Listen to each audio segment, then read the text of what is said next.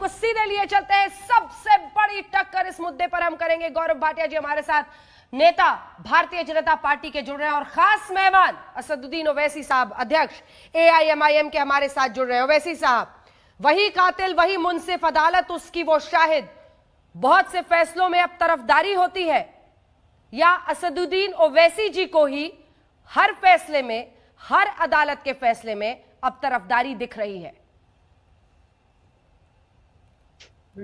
देखिए, मेरा मानना यह है कि ये जो अदालत का फैसला आया है, ये भारत की अदालत की तारीख का एक काला दिन है। मैं इसलिए ये बात कहता हूं क्योंकि सब लोग ये भूल रहे हैं कि 6 दिसंबर 1992 को तो वहां पर लोग जमा हुए थे। वो कैसे जमा हुए? किसने परमिशन दिया था? सुप्रीम कोर्ट ने दिया था। किसने वादा किया था कि मस्जिद को तोड़ा नहीं जाएगा? कल्याण सिंह गवर्नमेंट ने। अब आप मुझे बताइए कि जब सब लोग सुप्रीम कोर्ट से इजाजत लेकर वहां पर जमा होते हैं और बाबरी मस्जिद के फैसले में कोर्ट ये कहता है कि स्पॉन्टेनियस रिएक्शन था, एक डेढ़ एकड़ के ऊपर ये बाबरी मस्जिद है, और कोर्ट ये कहता है कि ये स्पॉन्टेनियस था। क्या इसमें कॉन्स्पिरेसी नहीं हुई, प्लानिंग नहीं हुआ? और क्या चार्जशीट में ये बात नहीं कही गई थी कि कल्याण सिंह ने ये कहा था कि कंस्ट्रक्शन पर रोक है, डिस्ट्रक्शन पर नहीं है? क्या चार्जशीट में यह भी नहीं कहा गया था कि अडवाणी 5 दिसंबर की रात को विनय कटियार से मुलाकात किए? आप ये सब चीजें वहां पर हैं, तो फिर आखिर मस्जिद किसने शहीद की? कौन मस्जिद को तोड़ने का जिम्मेदार है? आप तो एक काबिल वकील हैं ओवैसी साहब, आप तो एक काबिल वकील हैं। कोर्ट ने फर्क किया है। मेरी एक बात सुनिए। अगर मैं आज तक के ऑफिस पे कॉल देता हूं कि कल आज तक के ऑफिस पर सुप्रीयो के खिलाफ धरना होगा, और धरना होता है और वहां पर आज तक के 2-3 ओबी वैन्स को जला दिया जाता है, तो आप कॉल करने वालों को जिम्मेदार खड़ा करेंगे या फिर करने वालों को करेंगे? लेकिन मैंने कॉल किया है, मैंने कॉन्स्पिरेसी की है। आप बताइए फिर कैसे लोगों पर केस नहीं साबित हो सकता है? अयोध्या पहुंचने का कॉल किया गया था ना। ठीक है वकील साहब, ठीक है, अब मेरी बात भी सुनिए। कोर्ट ने फर्क किया है आंदोलन करने में, लोगों को बुलाने में, और दूसरी तरफ मस्जिद को तोड़ने में। कोर्ट ने तो उल्टा ये कहा है ओवैसी साहब कि इन लोगों ने रोकने की कोशिश की। अब इस पर क्या कहिएगा? कोर्ट ने रोकने की कोशिश की? लोगों ने, इन नेताओं में से कुछ ने रोकने की कोशिश की कि मस्जिद को मत ढाइए। मेरे पास वीडियोस है, मैं कल डालूंगा, जिसमें साध्वी रितांबरा कह रहे हैं कि एक धक्का और दो, बाबरी मस्जिद शहीद तोड़ दो।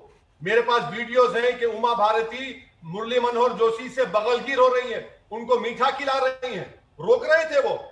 अडवाणी साहब की जो सिक्योरिटी में जो विटनेसेस थे, मैं सलाम करता हूं पुलिस ऑफिसर्स को, उन्होंने जाकर कोर्ट में कहा कि इन लोगों की साजिश, कॉन्स्पिरेसी और प्रोवोकेटिव स्पीच की वजह से मस्जिद शहीद हुई।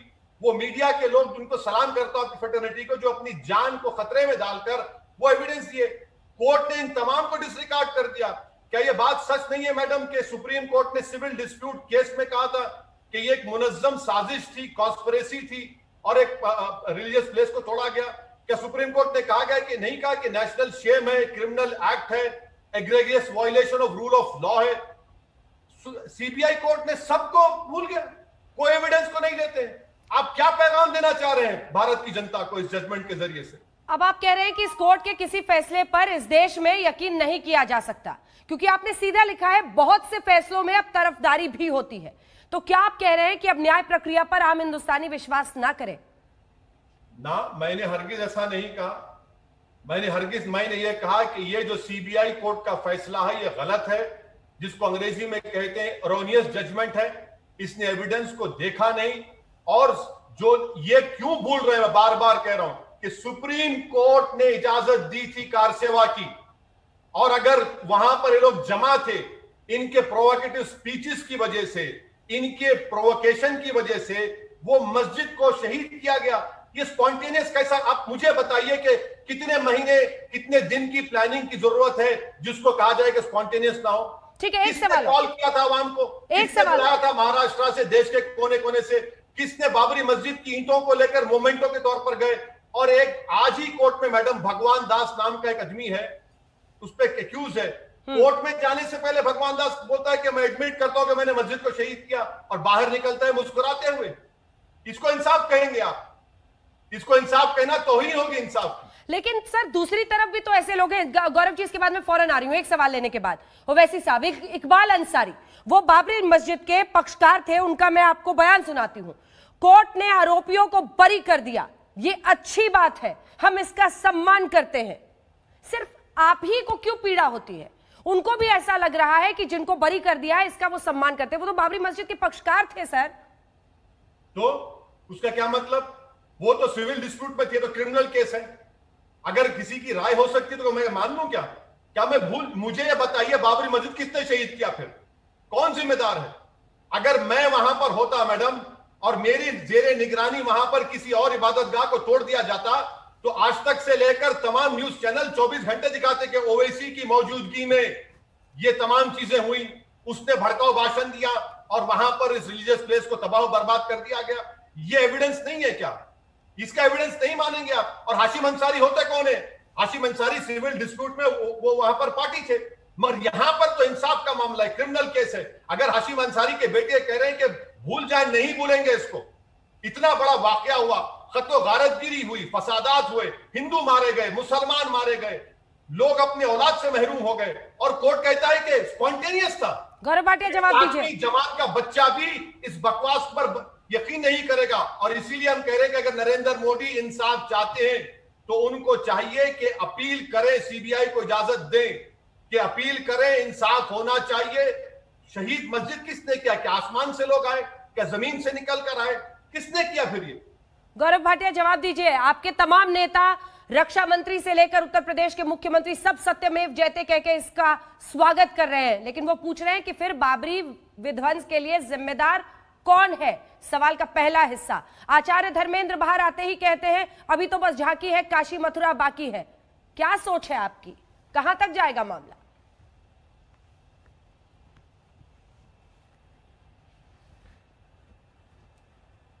गौरव जी आवाज नहीं आ रही आपकी।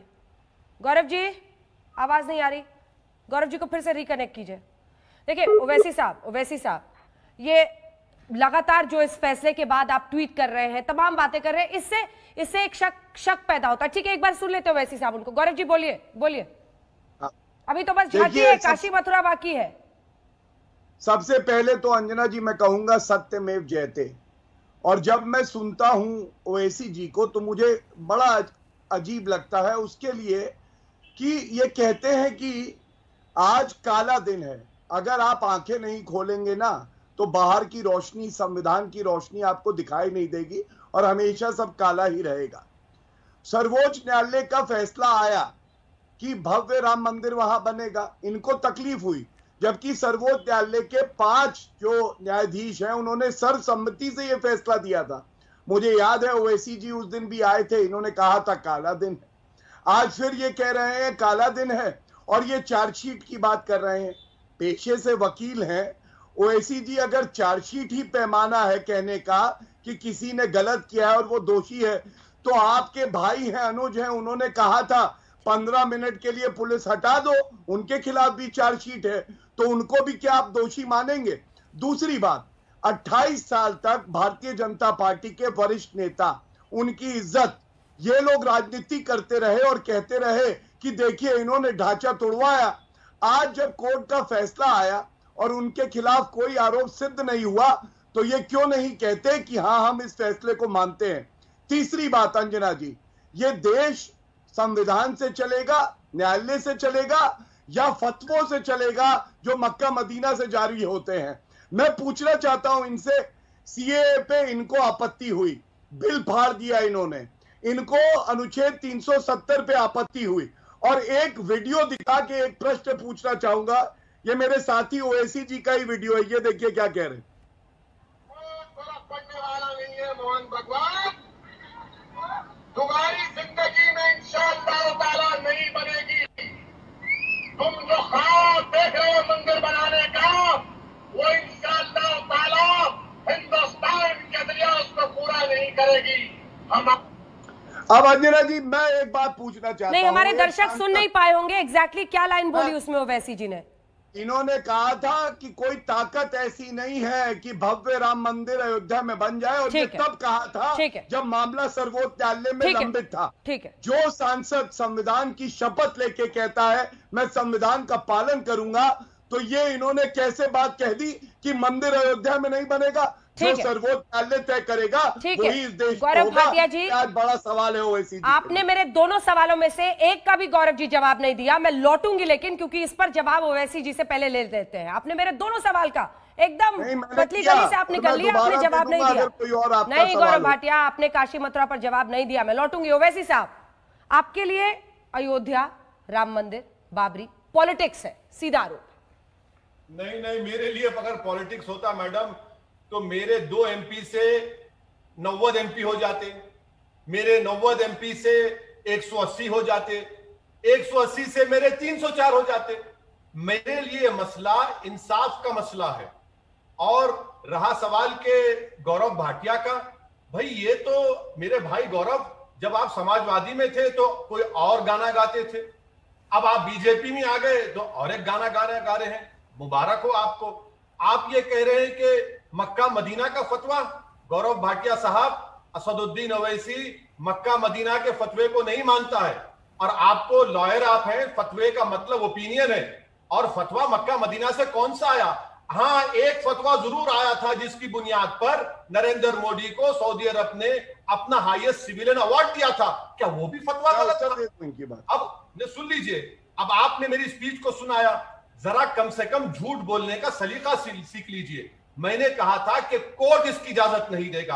अब कोर्ट का फैसला आया है सिविल डिस्प्यूट का। हमने कहा कि जस्टिस जेएस वर्मा ने कहा था कि supreme court is supreme but not infallible.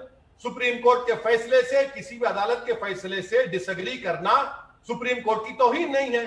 अगर होता तो जेएस वर्मा साहब जो रिटायर्ड चीफ ये बात नहीं कहते। अब आप मेरे सवाल का जवाब दीजिए। पॉलिटिक्स तो आपने की, पॉलिटिक्स तो आपने की।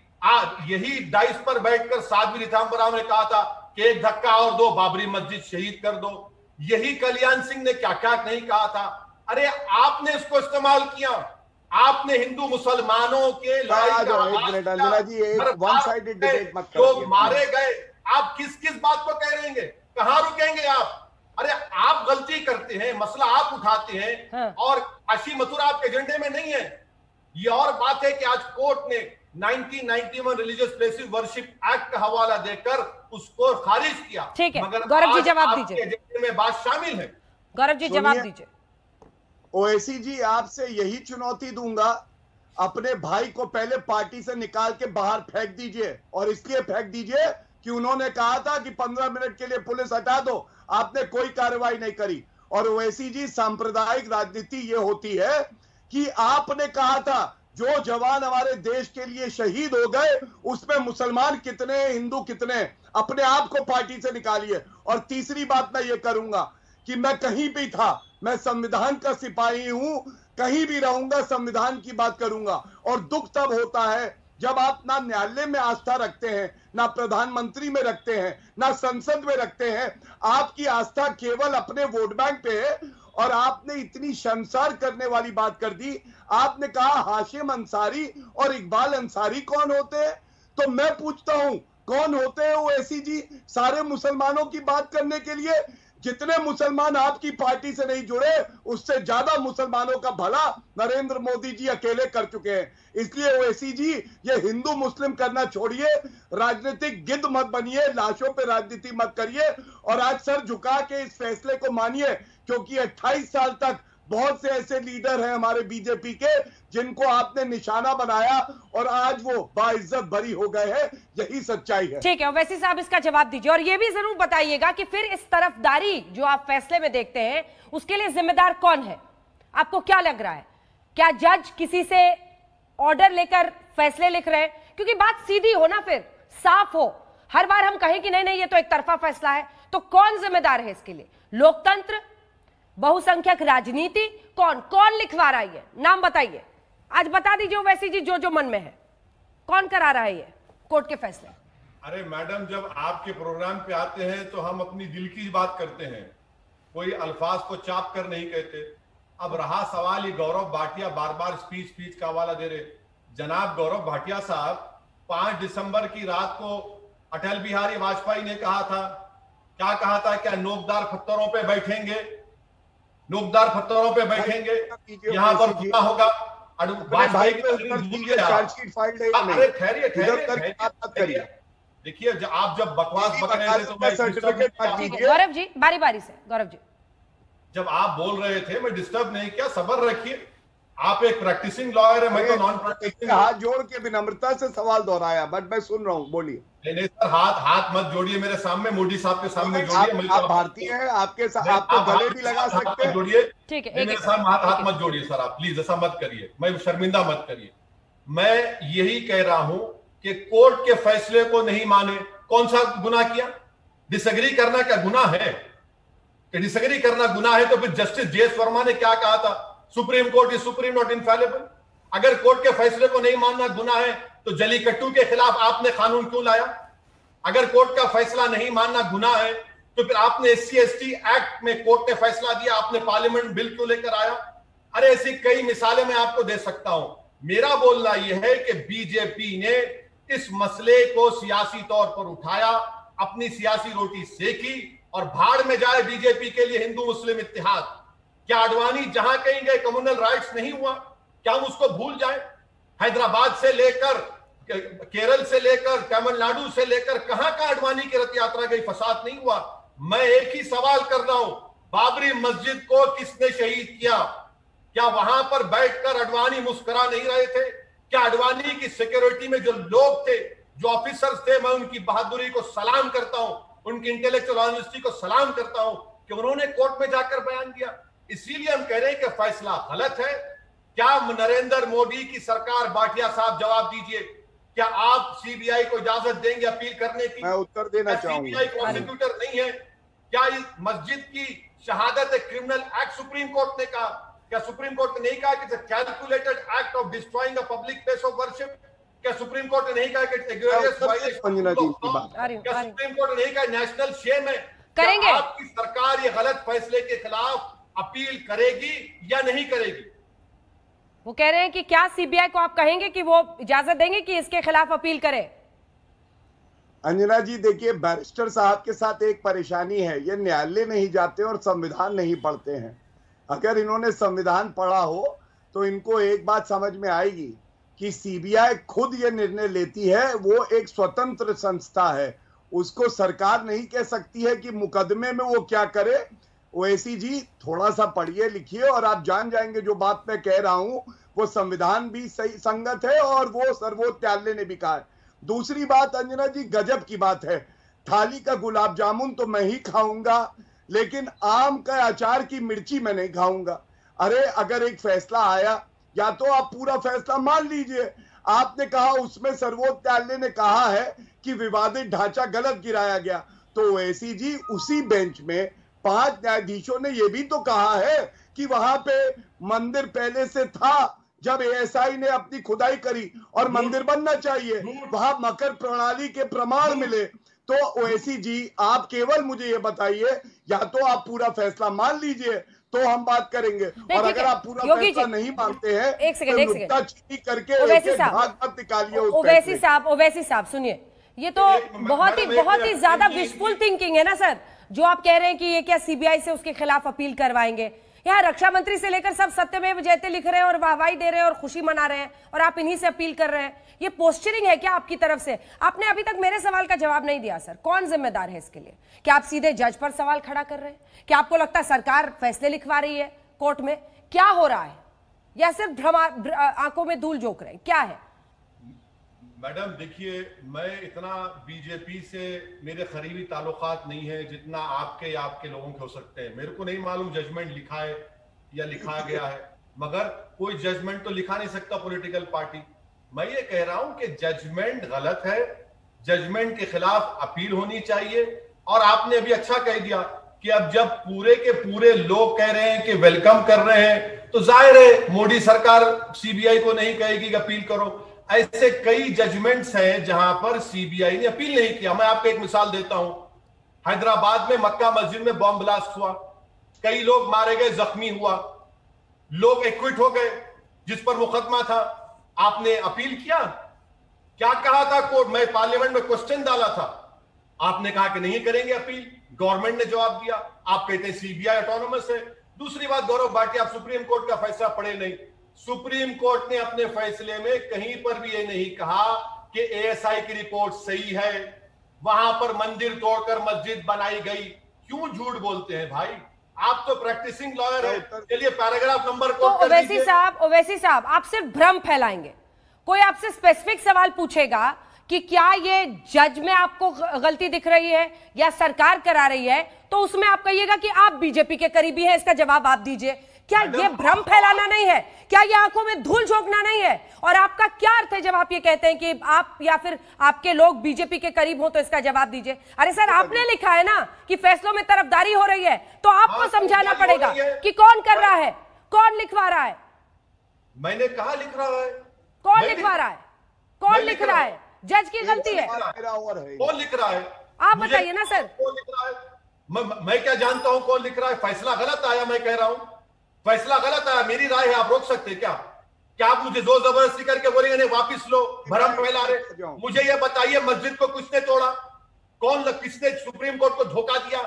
जाकर सुप्रीम कोर्ट अगर परमिशन नहीं देती तो क्या 6 दिसंबर में मस्जिद टूटती थी क्या? सीबीआई के एविडेंस कलेक्शन में कमी थी। एक स्पेसिफिक चीज पर तो पहुंचना पड़ेगा ना सर। क्या सीबीआई के एविडेंस कलेक्शन में केस बिल्डअप करने में कमी थी? कहां पर कमी थी? बहुत सी चीजें हैं। मिसाल के तौर पर 99 से लेकर 2004 तक अडवाणी होम मिनिस्टर थे, सीबीआई उनके नीचे। 2014 से अब तक बीजेपी की सरकार, होम मिनिस्ट्री बीजेपी के पास। हिंदुस्तान भारत का सबसे सेकंड हाईएस्ट सिविलियन ऑनर किसको मिलता है? अडवाणी को मिलता है, जिसके खिलाफ उस वक्त क्रिमिनल चार्ज थे। अब आप जोड़ लीजिए डॉट्स को पूरे। मैं ये नहीं कह रहा हूं कि जजमेंट कोई लिखाया, गौरव भाटिया, के ऊपर भी नहीं उठा रहा हूं। मैं कह रहा हूं जजमेंट गलत है। ये जजमेंट बिल्कुल सरासर गलत है। ये इंसाफ नहीं कर रहा है। 1950 से लेकर 2020 तक बाबरी मस्जिद के मामले में भारत के मुसलमानों से इंसाफ नहीं हुआ, धोखा हुआ है हमसे। ये मैं खुलकर कह रहा हूं आपके सामने। आप पूछेंगे क्यों मेरी मस्जिद में मूर्तियां रखी गई? मूर्तियां नहीं निकालते, आधे घंटे के ऑर्डर में ताले खोल देते आप। प्राइम मिनिस्टर कंट्री का है, चीफ मिनिस्टर है, मस्जिद शहीद हो जाती है। आप बताइए मुझे। और जो लोग परमिशन लेते हैं सुप्रीम कोर्ट से, वो पूरे के पूरे बरी। तो क्या आसमान से लोग आए थे, जमीन से निकल कर आए थे, जिन्होंने मस्जिद को शहीद किया? इसका जवाब कौन देगा? जवाब दीजिए गौरव जी। अंजना जी देखिए, अगर किसी ने मुसलमानों को ठगा है बरी, तो क्या आसमान से लोग आए थे, जमीन से निकल कर आए थे, जिन्होंने मस्जिद को शहीद किया? इसका जवाब कौन देगा? जवाब दीजिए गौरव जी। अंजना जी देखिए, अगर किसी ने मुसलमानों को ठगा है तो वो कांग्रेस पार्टी है और हमारे साथी ओवैसी जी हैं। ये कहते हैं मुसलमानों के साथ इंसाफ। मैं कहता हूं मुसलमान महिलाओं के हक की लड़ाई, ट्रिपल तलाक, किसने ट्रिपल तलाक जो है खत्म करके उसको एक क्रिमिनल ऑफेंस बनाया? आपने तो उसको अपोज किया था। और ये all India Muslim personal law board के मेंबर भी हैं।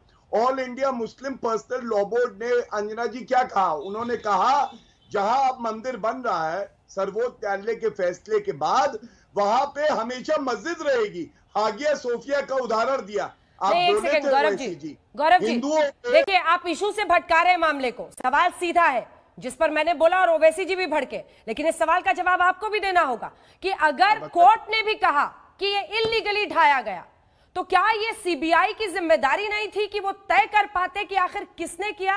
क्योंकि आज यही पता चल रहा है कि कोई कसूरवार नहीं था, यही माना जाए। अंजना जी, दर्शकों के लाभ के लिए और आपके लिए भी, बिना कोई आरोप लगाए, क्योंकि इन्होंने तो आपको भाजपा से बड़ा क्लोज बता दिया, मैं आपको जानकारी दे देता हूं। देखिए, सर्वोच्च न्यायालय के पास एक सूट था जिसमें यह तय करना था कि मालिकाना हक किसका है। वो फैसला आ गया और हम सबको पता है सर्वसम्मति से आया और उसके बाद भव्य राम मंदिर बन रहा है। जो आज तय हुआ है वो क्या तय हुआ है? एक क्रिमिनल ऑफेंस किया गया था कि नहीं, और जो वरिष्ठ नेता थे उन पे कॉन्स्पिरेसी का चार्ज लगाया गया कि ये कॉन्स्पिरेसी पहले से प्री प्लान्ड थी। कोर्ट ने ये माना और तमाम दस्तावेजों से 2000 पेज का जजमेंट देने के बाद उन्होंने कहा कि नहीं, ये प्री प्लान नहीं थी, ये स्पॉन्टेनियस थी। उकसाया नहीं गया। जो वरिष्ठ नेता है उन्होंने भीड़ से कहा संयम बरतो, ये आया है फैसले में। अब जैसे ओवैसी जी की राय है वैसे किसी नागरिक की राय है। ओवैसी किसी नागरिक से ज्यादा महत्वपूर्ण नहीं है या उनसे ज्यादा जो है वरिष्ठ नहीं है।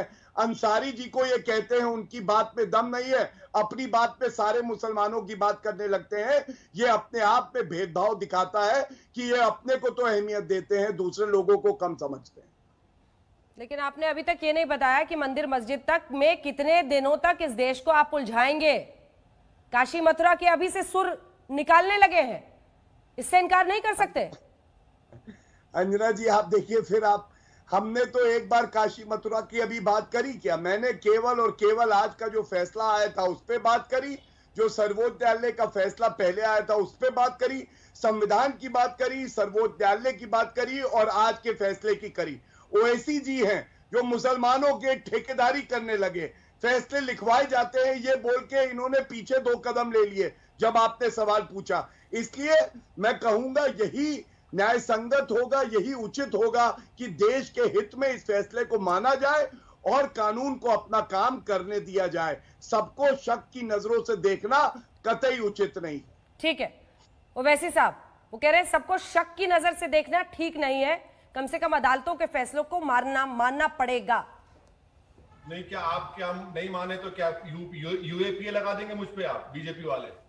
नहीं मानूंगा, क्या करेंगे? करिए, गोली मारेंगे, मारिए, मेरा राइट है, डेमोक्रेसी में, जमहूरियत में राइट है कि फैसले के खिलाफ बोल सकते हैं और कोई कंटेम नहीं है। रहा सवाल सीबीआई का, मैडम, मक्का मस्जिद बॉम्ब ब्लास्ट, आपके अजमेर बॉम्ब ब्लास्ट और समझौता बॉम्ब ब्लास्ट, तीनों के खिलाफ सीबीआई अपील नहीं करती। क्यों नहीं करती भाई साहब, क्यों नहीं करती? क्योंकि अजमेर के ब्लास्ट में 2 आरएसएस के वर्कर्स को कन्विक्शन हुआ, उसमें भी हैदराबाद का लड़का मारा गया। तो हमारा मानना यह है कि सीबीआई इस केस में अपील करेगी या नहीं करेगी। अब बार बार ये बीजेपी के स्पोक्स पर्सन कह रहे हैं कि ठेकेदार, मैं किसी का ठेकेदार नहीं हूं, मैं मुसलमानों का लीडर ना था, ना हूं, ना कभी रहूंगा। हाँ, आप जो पहले पार्टी में थे, मुलायम सिंह यादव जो आपके नेता थे, वो ठेकेदार बने, आप बीजेपी में आ गए, आज आप वो आप जवाब दे सकते हैं क्यों आए? क्या आपका बेस्ट आर्गुमेंट है क्या ओवैसी जी?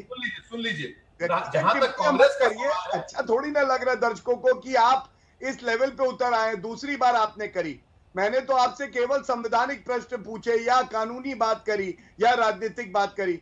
अभी मैं अगर आपके बारे में व्यक्तिगत टिप्पणियां करूंगा तो आपको भी अच्छी नहीं लगेंगी। सर करिए ना, मैं आपको रोक रहा हूं कि मेरी जिंदगी खुली जिंदगी है, खुली जिंदगी है मेरी, करिए ना सर। कोई गुनाह नहीं है, मुझे तो गर्व है, मैं भाजपा में हूं, लेकिन जिस तरह के बयान आप जहरीले रोज देते हैं, आपके भाई देते हैं, उससे शर्मसार होता है देश। मैंने आपसे पूछा क्या आपने जो हमारे देश के फौजी शहीद हुए थे उसमें धर्म ढूंढा था या नहीं? आप बताइए, वो उचित है क्या? एक सेना का जवान अगर है, उसने शहादत देश के लिए दी है, किसी धर्म के लिए नहीं दी। आपका बयान चला सकता हूं। ओवैसी जी जवाब दे रहे हैं, दीजिए। जल्दी चलाइए, इस प्रोग्राम खत्म, चलाइए, मैं ट्वीट कर दूंगा, आपने क्या कहा था? ठीक है, आपने कहा था जो शहीद हुए उसमें इतने मुसलमान हैं और तारीख के साथ ट्वीट करूंगा, फिर माफी मांग लीजिएगा ट्विटर पे। अभी निकालिए, मुझे ये तो बताइए, आपके भाई ने ये बोला था कि 15 मिनट के लिए पुलिस हटा दो, चार्जशीट लगी हुई है, उनको आप दोषी मानेंगे? बोलिए दोषी है, पार्टी से निकाल। अटल बिहारी वाजपेयी का स्टेटमेंट चलाऊंगा कि क्या कल लोग दार पत्रों पे बैठेंगे, इस धरती का समताल करना पड़ेगा, वो भी चलाएंगे। चलाइए, चलिए, कौन रोक रहा है आपको? अरे भाई साहब, तो आप उपस्थित, ये देखिए आप उपस्थित थे, आपकी पार्टी के लीडर वारिस पठान, उन्होंने कहा था कि हम 15 करोड़ है, 100 करोड़ पे भारी है, निकाल दिया पार्टी से आपने। वारिस पठान ने एक बार गणपति बप्पा मौर्य बोल दिया, पार्टी से आपने उनको क्या माफी मंगवा दी? ये आपका पंथ निरपेक्षता है ओवैसी जी? गणपति बप्पा मौर्य बोलने पे आपने आपने 3 स्पेसिफिक आरोप लगाए हैं, इस पर जवाब ले लेते हैं ओवैसी जी का। ओवैसी जी, क्या आरोप है इनके आरोप क्या है? मेरे आरोप ये सेना में सैनिकों का मजहब ढूंढना, आपके भाई को लेकर इन्होंने अलगाव पैदा करने के लिए आग लगाने वाली बात का आरोप लगाया। इसीलिए मुझे लगा अगर आप जवाब देना चाहें दे दीजिए। नहीं मैडम, ये तो देखिए कोई प्रोग्राम मुकम्मल नहीं होता मेरे महबूब का जिक्र किए बगैर। कोई प्रोग्राम मुकम्मल नहीं होता कि बहाओ फूल बरसाओ मेरा महबूब आया है। तो अब मैं कितना बोलूं, ये घसीटी पिसीटी कैसे बोलते रहेंगे, मेरे को उससे मतलब नहीं। आज का ओवैसी जी देखिए, हीटेड टॉपिक है और उस पर हीटेड डिबेट तो कर रहे हैं, लेकिन ये बहारों फूल बरसाओ तो आजकल आडवाणी जी के लिए भी आप लोग सब करते थे ना, क्योंकि मोदी जी के कंपैरिजन में सबको आडवाणी जी बड़े सेक्युलर लगने लगे थे। ना ना ना ना ना, कभी नहीं। अगर आज बीजेपी सत्ता में है तो सिर्फ आडवाणी की वजह से है, वाजपेयी की वजह से भी नहीं है। अगर आज मोदी प्रधानमंत्री है तो आडवाणी की वजह से है। अरे इन लोगों के नेतृत्व में तो हार गई थी बीजेपी। इस मुल्क 2004 की हार भूल गए क्या आप? सुनिए, इस मुल्क में जो डिवीजन पैदा हुआ है हिंदू मुसलमानों के दरमियान में, उसकी तो बुनियाद श्री आडवाणी ने की थी, वही तो जिम्मेदार है। आज जो आडवाणी साहब ने जो काम किया उसका ये फायदा उठा रहे हैं। गौरव भाटिया, मैं उत्तर दे दूं? हाँ अंजना जी, देखिए कोई तो वजह होगी कि हमारी पार्टी 2 से आज पूर्ण बहुमत वाली पार्टी है और ये 2 से आगे नहीं बढ़ पाए। उसकी वजह यही है कि ये केवल और केवल एक धर्म विशेष की राजनीति करते रहे, सांप्रदायिक राजनीति करते रहे, समाज को बांटते रहे, संविधान को तार-तार करते रहे, पार्लियामेंट के पटल पर बिल फाड़ते रहे। इसीलिए जनता ने इनको फाड़ दिया। और ओवैसी जी, बिना तथ्यों के मैं नहीं बोलता हूं, ये मेरे हाथ में है। संजुवन अटैक में आपने कहा था कि 5 में से 7 जो आतंकी हमले हुए हैं उसमें शहीद मुसलमान सैनिक हुए हैं, और प्रधानमंत्री जी इस पे क्यों नहीं बोलते हैं? तो ये जो शहीद होते हैं ये मुसलमान, हिंदू, सिख, ईसाई हैं, ये आप जैसे लोग ढूंढते हैं। हम लोग मानते हैं एक सैनिक केवल देश के लिए शहादत देता है, वो किसी धर्म के लिए शहीद नहीं होता। ये आपकी सोच हो सकती है, हमारी नहीं। वैसे साहब, इस पर आपका स्पेसिफिक जवाब, और साथ ही अब क्या कोई अगला कदम आप सोच रहे हैं? क्योंकि ऐसी जानकारी आ रही थी कि हो सकता है मुस्लिम पर्सनल लॉ बोर्ड इस मामले को लेकर नए सिरे से उठाए, क्योंकि आप उससे भी जुड़े हुए हैं। दोनों पर आपका जवाब। मैडम, गौरव भाटिया ने जो बात कही है, मैं उनसे पूछना चाह रहा हूं कि उत्तर प्रदेश में तो ठाकुरों का राज है। एक क्रिमिनल का एनकाउंटर हो गया तो उसको जलाने की जिम्मेदारी दी गई। एक दलित की बच्ची का रेप होता है, आपकी बहादुर रिपोर्टर आज तक की, उस खानदान क्योंकि दलित थी उसको जलाने की इजाजत नहीं दी गई, मां बाप को दूर रख दिया गया। आप बात कर रहे हैं, आप बात कर रही है। अरे भाई, तुम तो गैंगस्टर को इजाजत दिए, और एक दलित बच्ची जो मर गई उसकी जबान काटा गया, उसके भाई मां बाप को आपने उसके आखिरी रसूमात अदा करने नहीं दिया। गौरव भाटिया साहब, कभी कभी अपने गिरेबान में झांक कर देख लीजिए कि उत्तर प्रदेश में तो ठाकुरों का राज है। हर जगह ठाकुर ठाकुर ठाकुर, और आप मुझे बोल रहे हैं हिंदू मुस्लिम।